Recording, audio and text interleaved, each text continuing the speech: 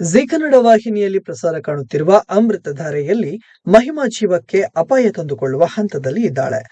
ಮಗು ಇಲ್ಲ ಎಂಬ ಕೊರಗಿನಲ್ಲಿ ಕೈ ಕೊಯ್ದುಕೊಂಡಿದ್ದಾಳೆ.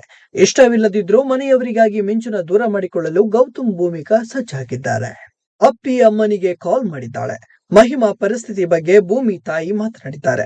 ನಾವು ಯಾರು ಮಹಿಮಾ ಮುಂದೆ ಮಗು ವಿಚಾರ ಮಾತನಾಡ್ತಿಲ್ಲ. ಡಾಕ್ಟರ್ ಚೆನ್ನಾಗಿ ನೋಡಿಕೊಳ್ಳಲು ಹೇಳಿದ್ದಾರೆ. ಭೂಮಿ ಮಕ್ಕಳನ್ನ ನೋಡಿ ಮಕ್ಕಳ ಮೇಲೆ ಪ್ರೀತಿ ಹುಟ್ಟಿದೆ ಎಂದಿದ್ದಾರೆ. ಆ ಹೊತ್ತಿಗೆ ಮಹಿಮಾ ನೋವಿನಲ್ಲಿ ಕೈ ಕೊಯ್ದುಕೊಂಡಿದ್ದಾಳೆ. ಇದನ್ನು ಮೊದಲು ನೋಡಿದ್ದು ಅಪೇಕ್ಷಾ. ಭೂಮಿ ತಾಯಿ ಈ ವಿಚಾರವನ್ನ ಗೌತಮ್ ಹಾಗೂ ಭೂಮಿಕಾಗೆ ತಿಳಿಸಿದ್ದಾರೆ. ಹೀಗಾಗಿ ಭೂಮಿನೇ ಗೌತಮ್ಗೆ ಸ್ವಲ್ಪ ದಿನ ಮಿಂಚುಳನ್ನ ಮಹಿಮಾ ಬಳಿ ಇರಿಸಲು ನಿರ್ಧರಿಸಿದ್ದಾರೆ.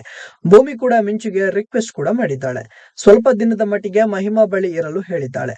ಆದರೆ ಮಿಂಚು ಈ ಬಗ್ಗೆ ಏನು ಹೇಳ್ತಾಳೆ ಅನ್ನೋದು ವೀಕ್ಷಕರಲ್ಲಿ ಇರೋ ಕುತೂಹಲ. ಮಿಂಚುನೇ ತನ್ನ ಮಗಳು ಅನ್ನೋದು ಇದುವರೆಗೆ ಭೂಮಿ ಹಾಗೂ ಗೌತಮ್ಗೆ ಗೊತ್ತಿಲ್ಲ. ಹೀಗಾಗಿ ತಾವಾಗಿಯೇ ಮಗಳನ್ನ ದೂರ ಮಾಡ್ಕೋತಾರ ಅನ್ನೋದು ಪ್ರಶ್ನೆಯಾಗಿದೆ.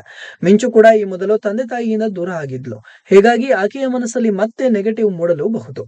ಇನ್ನೊಂದು ಕಡೆ ಜಯದೇವ್ ಮಾಸ್ಟರ್ ಪ್ಲಾನ್ ಮಾಡ್ತಲೇ ಇದ್ದಾನೆ. ಟಿಯಾ ಕೂಡ ಜಯದೇವ್ ಮೇಲೆ ಕಣ್ಣಿಟ್ಟಿದ್ದಾಳೆ. ಭೂಮಿ ತಾಯಿ ಈಗ ಹೊಸ ಬೇಡಿಕೆ ಇಟ್ಟಿದ್ದಾರೆ. ಮಿಂಚುಳನ ಮಹಿಮಾಗೆ ದತ್ತು ಕೊಡಿ ಎಂದಿದ್ದಾರೆ. ಇದನ್ನು ಕೇಳಿ ಭೂಮಿ ಹಾಗೂ ಗೌತಮ್ ಶಾಕ್ ಆಗಿದ್ದಾರೆ. ಅಷ್ಟೇ ಅಲ್ಲ, ದೂರದಲ್ಲಿ ಕೇಳಿಸಿಕೊಂಡ ಅಪ್ಪು ಕೂಡ ಶಾಕ್ ಆಗಿದ್ದಾನೆ. ಇಷ್ಟೆಲ್ಲ ಆದ ಬಳಿಕ ಗೌತಮ್ ಹಾಗೂ ಭೂಮಿ ಈ ಬಗ್ಗೆ ಚರ್ಚಿಸಿದ್ದಾರೆ. ಯಾಕೆ ಈ ರೀತಿ ಹೇಳಿದ್ರು ಅರ್ಥ ಆಗ್ತಾ ಇಲ್ಲ. ಮಹಿಮಾಗೆ ಇಷ್ಟ ಆಗೋ ತರ ಬೇರೆ ಯಾವ್ದಾದ್ರು ಮಗುವನ್ನ ದತ್ತು ತೆಗೆದುಕೊಳ್ಳಲಿ. ಮಿಂಚುನೇ ಏಕೆ? ಪ್ರಪಂಚದಲ್ಲಿ 1000 ಅನಾಥ ಮಕ್ಕಳು ಇದ್ದಾರೆ. ಅವರಿಗೂ ಆಸರೆ ಆಗುತ್ತಾರೆ ಎಂದು ಭೂಮಿ ಮುಂದೆ ಹೇಳಿದ್ದಾನೆ ಗೌತಮ್. ಆದರೆ ಇದೀಗ ಪರಿಸ್ಥಿತಿ ಬದಲಾಗಿದೆ.